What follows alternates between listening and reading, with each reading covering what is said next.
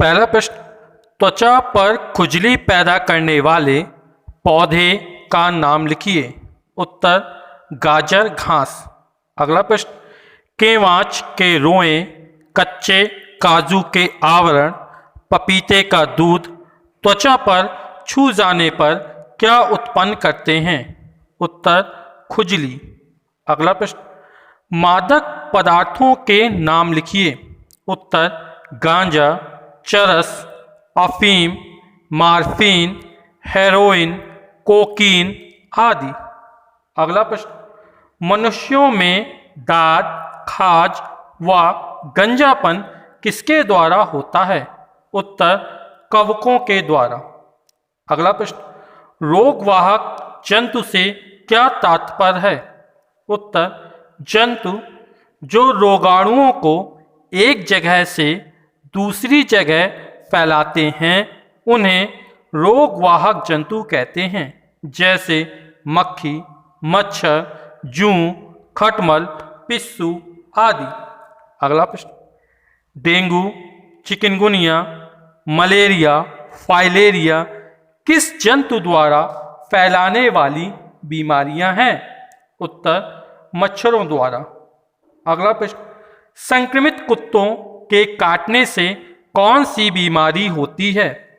उत्तर, rabies. अगला प्रश्न, citrus फलों से कौन सा विटामिन प्रचुर मात्रा में प्राप्त होता है? उत्तर, विटामिन सी। अगला प्रश्न, किस पेड़ को प्राकृतिक औषधालय कहा जाता है? उत्तर, प्राकृतिक औषधालय नीम के पेड़ को कहा जाता है। अगला प्रश्न, किस वृक्ष की लकड़ी दिया सलाई तथा कागज बनाने के काम आती है? उत्तर, पॉपुलर वृक्ष। अगला प्रश्न, मलेरिया की दवा किस पौधे से प्राप्त की जाती है? उत्तर, सिनकोना। अगला प्रश्न, गले की खराबी, खांसी में मुलैठी के पौधे का उपयोग होने वाला भाग कौन सा है? उत्तर, जड़। अगला प्रश्न, सर्पगंधा की जड़ किस औषधि उपयोग में प्रयुक्त की जाती है? उत्तर, अनिद्रा, रक्तचाप कम करने में। अगला प्रश्न, एपीकल्चर क्या है? उत्तर, बड़ी मात्रा में शहद प्राप्त करने के लिए मधुमक्खियों को पाला जाता है। इसे एपीकल्चर या मधुमक्खी पालन कहते हैं। अगला प्रश्न, एक पूर्ण विकसित छत्ते से एक वर्ष में कितना शहद निकलता है? उत्तर, लगभग 20 किलोग्राम। अगला प्रश्न, तालाब में पाई जाने वाली आम मछलियों के नाम लिखिए। उत्तर, रोहू, कतला, नैन, भाकुर, मांगुर, शौर आदि। अगला प्रश्न, हल्दी का प्रयोग खाने में करते हैं, इसका उपयोग और कहाँ किया जाता है? उत्तर, हल्दी का प्रयोग खाने के अतिरिक्त औषधि के रूप में भी किया जाता है। अगला प्रश्न, रेशम के कीड़े से रेशम कैसे प्राप्त किया जाता है? उत्तर, रेशम के कीटों में एक विशेष ग्रंथि होती है जिसे रेशम ग्रंथि कहते हैं। इस ग्रंथि से अत्यंत महीन लसदार पदार्थ निकलता है जिसको रेशम कीट का लार्वा इल्ली अपने शरीर के चारों ओर लपेटकर गेंद जैसी संरचना बना लेता है और अब तक लार्वा प्यूपा में बदल चुका होता है।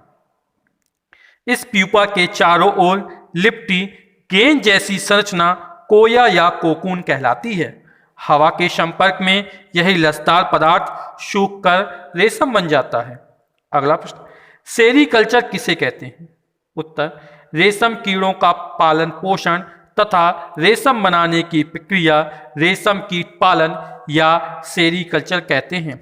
अगला प्रश्न, लाख कीट से लाख प्राप्त होता है, लाख से कौन कौन सी वस्तुएं बनाई जाती हैं? उत्तर, लाख से पॉलिश, वार्निश, चपड़ा, चूड़ियाँ, ग्रामोफोन रिकॉर्ड, बिजली का सामान, बटन, खिलौने आदि वस्तुएं बनाई जाती हैं।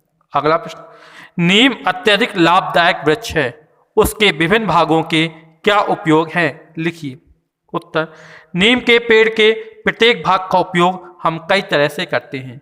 नीम की पत्ती का उपयोग प्रतिरोधी, एंटीसेप्टिक, त्वचा रोग में किया जाता है। इसका बीज उच्च श्रेणी का कीटनाशक तथा बहुमूल उर्वरक है। नीम का तेल का उपयोग कीट नियंत्रक के रूप में एवं औषधि में किया जाता है। इसकी जड़ व तने की छाल में सारभूत तत्व तेल, रेजिन, गोंद, स्टार्च, मार्गोशिन आदि पर्याप्त मात्रा में पाए जाते हैं। इसके फल का प्रयोग पेट के कीड़े मारने या उन्हें पेट से बाहर निकालने में किया जा सकता है। एंटीबायोटिक तत्वों से भरपूर नीम के औषधि गुणों के कारण इसे प्राकृतिक औषधालय कहा जाता है। यह स्वाद में भले ही कड़वा हो, लेकिन इससे होने वाले लाभ अमृत के समान हैं। अगला प्रश्न, मादक एवं नशीले पदार्थों का सेवन घातक क्यों होता है?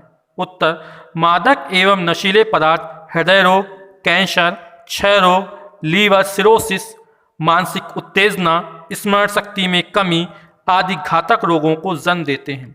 अगला प्रश्न, मुलैठी की जड़ के औषधि गुण लिखिए। उत्तर, गले की खराबी, खांसी, ज्वर में उपयोगी होती है। अगला प्रश्न, सजावटी पुष्पों के नाम लिखिए। उत्तर, फ्लॉक्स, सॉल्विया, ग्रैम्फीना, एस्टर, गुलाब, गेंदा, डहेलिया, गुलदावदी, चांदनी, सूरजमुखी, कैक्टस, पिटूनियम आदि सजावटी पुष्प हैं। अब हम पाठ के अभ्यास प्रश्नों को हल करते हैं। पहला, निम्नलिखित प्रश्नों में सही विकल्प छांटकर लिखिए। का, साइट्रस नींबू जाति फलों में प्रचुर मात्रा में पाया जाता है। पहला, vitamin A, vitamin B, vitamin C, vitamin D. तो इसका जो तीसरा विकल्प है विटामिन सी, ये सही है। यानी साइट्रस फलों में प्रचुर मात्रा में जो विटामिन पाया जाता है उस विटामिन का नाम है विटामिन सी। अगला प्रश्न, मलेरिया की दवा किस पौधे से प्राप्त होती है? नीम, शिनकोना, कपास, सर्पगंधा। तो इसका जो विकल्प सही वो दूसरा, सिनकोना। मलेरिया की दवा सिनकोना पौधे से प्राप्त होती है। ग, रेशा प्रदान करने वाला पौधा नहीं है। नीम, कपास, जूट, नारियल।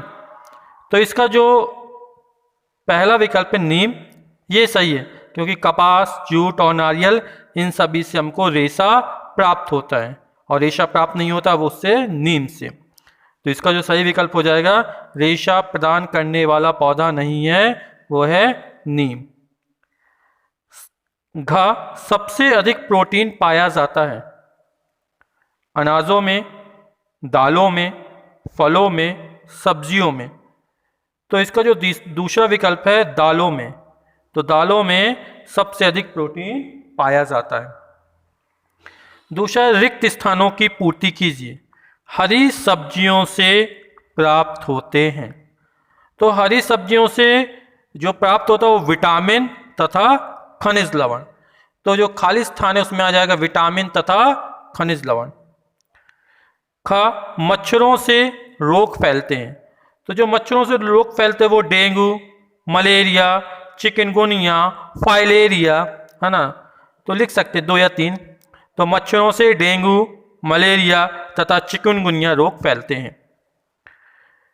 मछली के यकृत से तेल निकाला जाता है। गा नंबर है, तो इसमें है कॉड तथा शार्क। मछली के यकृत से तेल निकाला जाता है।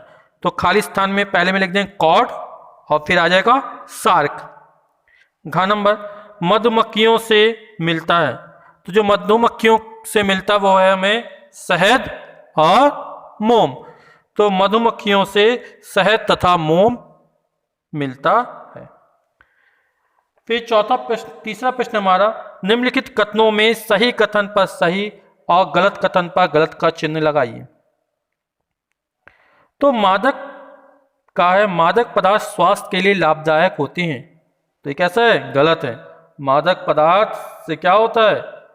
शरीर के लिए बहुत घातक होते हैं, बहुत प्रकार की बीमारियां पैदा करते हैं, इसलिए ये हमारा जो कथन है वो गलत हो जाएगा। ख नंबर, रेशम के कीड़े शहतूत के पेड़ पर पाले जाते हैं। ये बिल्कुल सही है हमारा, तो इसमें सही का निशान आ जाएगा। ग नंबर, लाख पौधे से प्राप्त होती है। ये हमारा कैसा है? गलत है। लाख जो है वो कैसे होते हैं? कीटों से प्राप्त होती है। घ नंबर, कुत्ता घर की चौकीदारी करता है। ये भी सही है हमारा, तो इसमें सही का निशान लग जाएगा। और अंग नंबर, सभी जंतु तथा पौधे लाभदायक होते हैं। ये कैसा है? गलत कथन है।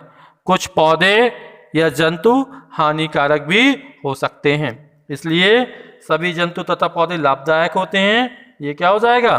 गलत कथन हो जाएगा।